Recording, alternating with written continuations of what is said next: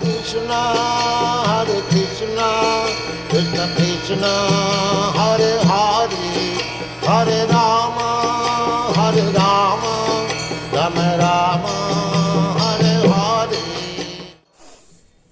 Hare Krishna. I'm Amrta-Katha Dasi. I'm from Japan. I'm actually living currently in Tokyo, Japan. I'm half Japanese and half Indian, but I was living in England, in Durham actually, for 3 years while I was studying. And during that time I used to go to ISKCON Newcastle pretty much every week. And a lot of the friends I have, a lot of my best friends, my closest friends, are people I met during that time. And to me, ISKCON Newcastle is a very, very special, important place in my heart. Yeah. So how I came to Krishna consciousness. So I'm actually a third generation. My grandfather and my father are both devotees. They're disciples of His Holiness Radhanath Maharaj. But a lot of people, they're kind of surprised or tend to forget that I'm a third generation because I don't act like one. Because personally, until I was in university pretty much, I didn't really know about Krishna consciousness at all, to be honest. I don't want people to think it's like my father's fault, like he didn't teach me anything. I'm actually very, very grateful to how he treated me and how he kind of taught the important principles of Krishna consciousness without ever forcing it on me. I think if he had forced me to do this and that, chant and read all this, I don't think I would have had the faith that I have right now, that I would even continue practicing after, living away. So I'm really grateful as how he gently brought it when I was interested. He would talk to me about it. So even though I didn't really know much about Krishna consciousness, I still always believed in God. For the first few years of my schooling, I went to a Catholic school.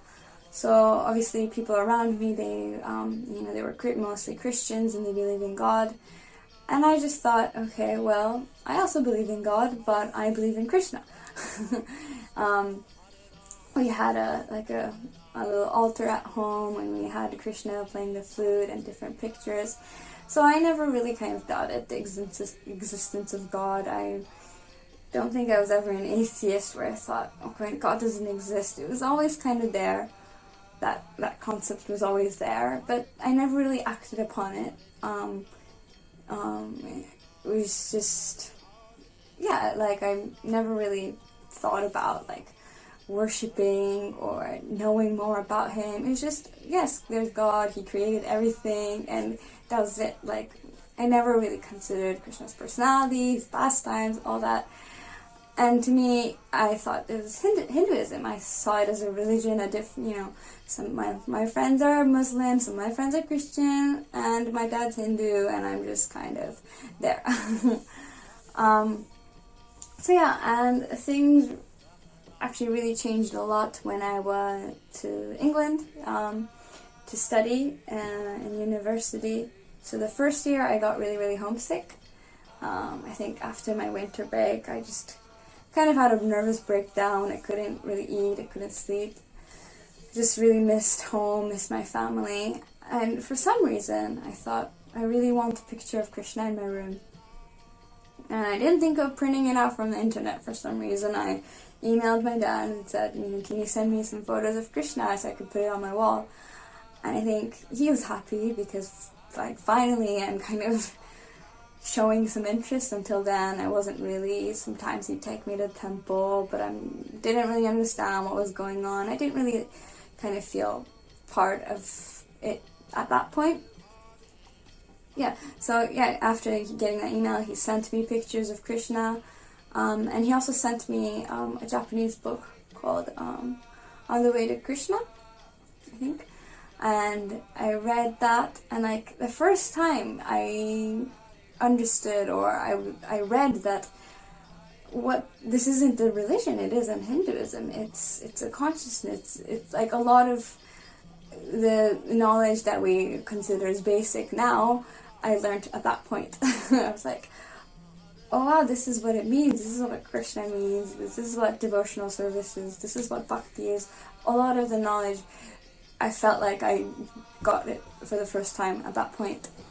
But yeah, and then I also read the Bhagavad Gita in English. First read, I didn't really understand it. But then in my second year, so I was part of, in university we have these clubs and societies and stuff, and I was part of like a film club or something. And at the beginning of the year we have the fairs where we try to get members to sign up. So I was there to kind of represent the film club. And then I saw this girl around my age wearing this hoodie, and it said Bhakti Yoga Society Executive or something like that. And it was like it was such a, I still remember, it was like a shock to me, because until then, obviously, until recently, I thought this whole Krishna thing was Hinduism. And even then, after understanding that, okay, it's not really a religion, it's, I still had that kind of concept that this was for Indians and it's for people my parents' age, because when I went to the temple, a lot of them were Indians and they were my parents' age. I didn't feel really I just feel like it wasn't anything to do with me. I didn't really identify with it. The first time someone my age, someone not Indian, I was like, I know that word, I read it in the Bhagavad Gita.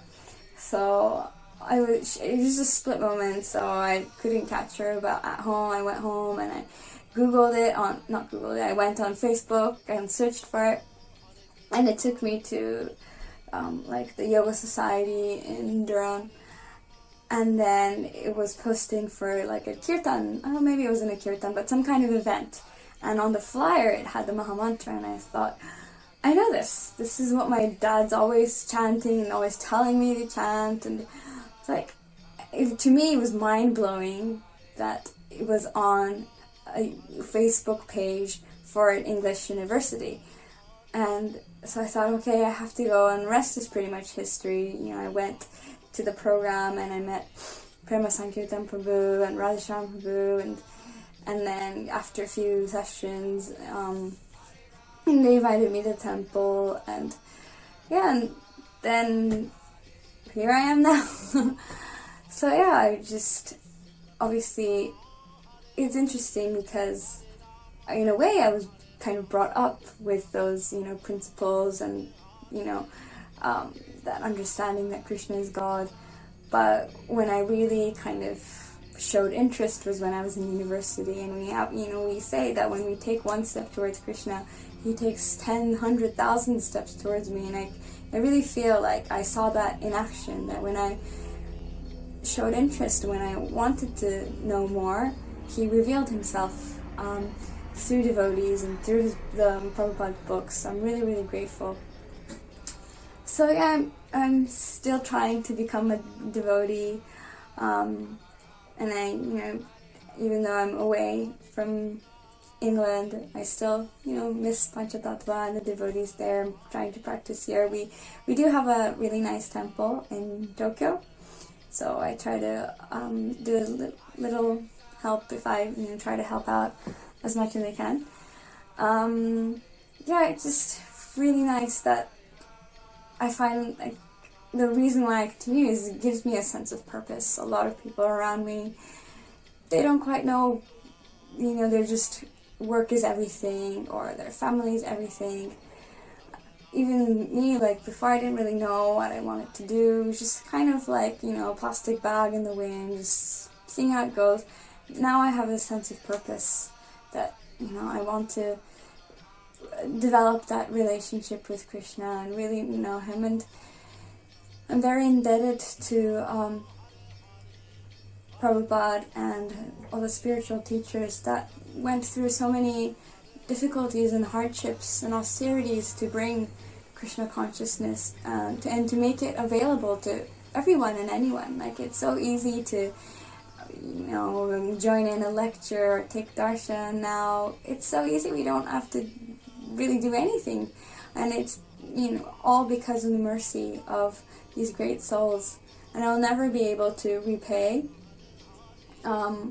what they've given us, but to show my gratitude, and I think it would be a sort of a betrayal if I don't take it seriously. They went through all these hardships, and it's so easy for us to do it, and if I just take it for granted or, stop, if I don't take it seriously, I think it's just a waste of the wonderful opportunity we've been given.